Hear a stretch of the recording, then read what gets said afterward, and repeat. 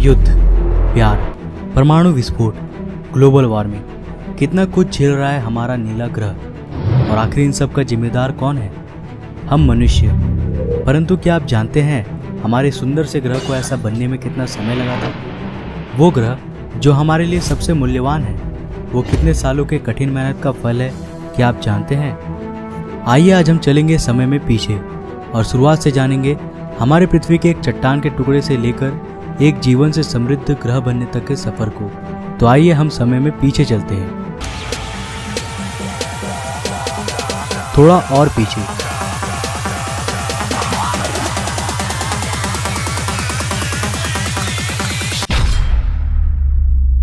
आज से करीब 4.6 अरब साल पहले हमारा सौरमंडल और एक नया जन्मा तारा, जिसके चारों ओर धूल और चट्टान चक्कर काट रहे हैं। यहाँ हमारी पृथ्वी का नामो निशान तक नहीं है। हम समय में कुछ ज़्यादा ही पीछे आ चुके हैं। अभी तक पृथ्वी के बनने की प्रक्रिया की शुरुआत नहीं हुई है, लेकिन इसकी नींव तैयार हो चुकी है। ये चट्टान और धूल अब गुरुत्वाकर्षण की वजह से आपस में जुड़ रहे हैं। कई लाख सालों के बाद अब एक भीमकाय चट्टान के गोले में बदल चुकी है, लेकिन इसे हम पृथ्वी नहीं कह सकते क्योंकि अब ये बहुत ही गर्म है। ये आज के वीनस यानी शुक्र ग्रह के समान है। आज से करीब 4.5 अरब साल पहले धरती की सतह पूरी तरह खौलते लावा से ढकी है। आप गलती से भी नीचे पैर रखने की कोशिश मत करना, वरना आपके पास दोबारा रखने के लिए पैर नहीं बचेगा। इस वक्त धरती की सतह का तापमान करीब 1200 डिग्री सेल्सियस है, यानी ये जगह फिलहाल नर्क से कम नहीं है। यहाँ ऑक्सीजन का नामो निशान तक नहीं है। धरती पर लगातार एस्टेरॉइड्स की बरसात हो रही है, जो सतह पर कई किलोमीटर लंबे खौलते लावा के नदियों का निर्माण कर रहे हैं। और ये एस्टेरॉइड्स कहीं दूर के नहीं, बल्कि धरती के पड़ोसी हैं, जो लगातार उससे टकरा रही हैं। ऊपर देखिए, यह है एक नया नवेला ग्रह थिया, जो तेजी से हमारी ओर यानी धरती की ओर बढ़ रही है, करीब 15 किलोमीटर प्रति सेकंड की रफ्तार से, यानी एक गोली की रफ्तार से 20 गुना ज़्यादा तेज। हमें इसका स्वागत करना है, क्योंकि इसी की वजह से हमारे खूबसूरत चांद की रचना होगी। अब हमारी धरती चारों तरफ से अनगिनत चट्टानों के टुकड़े से घिर चुकी है।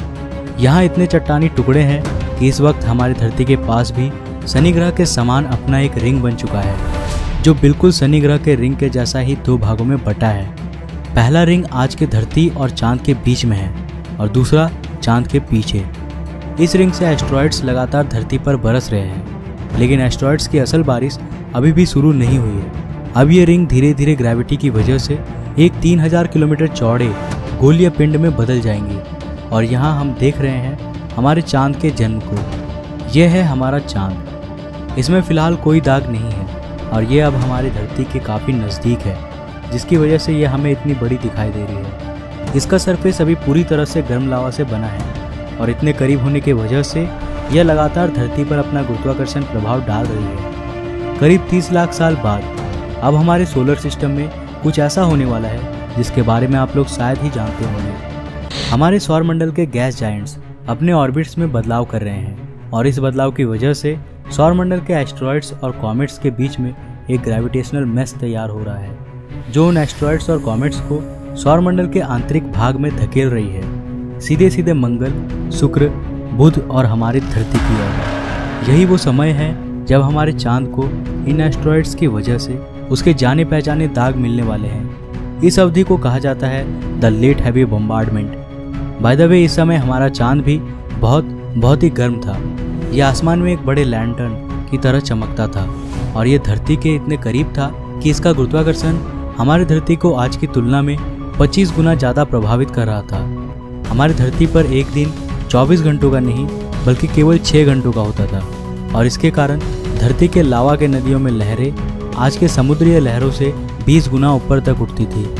लेकिन भला हो हमारे चांद का, जो धीरे धीरे समय के साथ साथ हमारी धरती से दूर चला जाएगा और इससे धरती की घूर्णन धीमी होने लगेंगी और लावा की नदियाँ ठंडी होने लगेंगी, जिससे धरती के सतह का निर्माण होगा।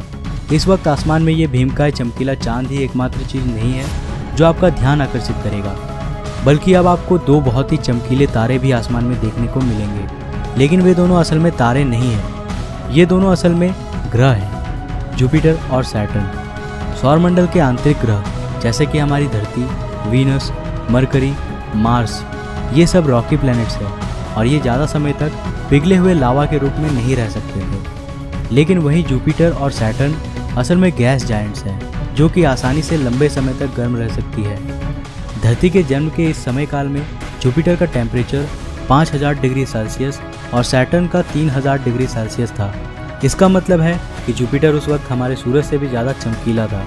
जैसा कि साइंटिस्ट कहते हैं कि तारे अपने जीवन के साथ साथ और चमकीले होते जाते हैं, तो उस समय हमारा सूरज आज से 30% कम चमकीला था। परंतु 4 अरब साल के लंबे अवधि में ये ग्रहें भी धीरे धीरे ठंडी हो जाएंगी। आइए चलते हैं वापस हमारी धरती पर। धरती के वायुमंडल में फिलहाल केवल एक ही गैस है, मीथेन। आप गलती से भी इसमें सांस मत लेना, वरना कुछ मिनटों में ही आपकी मौत हो जाएगी।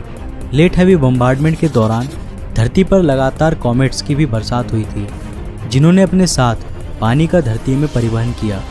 इस पानी ने धरती में समुद्रों का निर्माण किया। धरती अब चारों तरफ से समुद्र से घिरी हुई थी, लेकिन यहाँ ना तो पैर रखने के लिए ज़मीन था और ना ही सांस लेने के लिए ऑक्सीजन। हमारी धरती अभी कुछ हद तक पृथ्वी कहने लायक बन चुकी है, लेकिन अभी भी इसमें जीवन का बीज नहीं पनपा है। आखिर इसके बाद क्या हुआ था और धरती पर जीवन की शुरुआत कैसे हुई थी? इस पूरे कहानी को जानने के लिए आप इस सीरीज़ के एपिसोड 1 और एपिसोड 2 को ज़रूर देखिए। ये दोनों एपिसोड्स ऑलरेडी चैनल पे हैं। वीडियोस के लिंक्स आपको डिस्क्रिप्शन में और ऊपर आई के बटन पे मिल जाएंगे। तो आज के लिए बस इतना ही। अगर आपको ये वीडियो पसंद आया तो इसे लाइक करें और अपने फ्रेंड्स और फैमिली के साथ शेयर करें। अगर आपने हमें अभी तक इंस्टाग्राम और फेसबुक में फॉलो नहीं किया है तो जल्दी से फॉलो कर लो, लिंक्स आपको डिस्क्रिप्शन में मिल जाएंगे। अगर आप नए हो इस चैनल पे तो ऐसे ही और इंटरेस्टिंग वीडियोस के लिए चैनल को सब्सक्राइब करने के साथ साथ नोटिफिकेशन बेल को भी ऑन कर लो। मैं मिलता हूँ एक और नए एपिसोड के साथ, तब तक के लिए जय हिंद, बाय।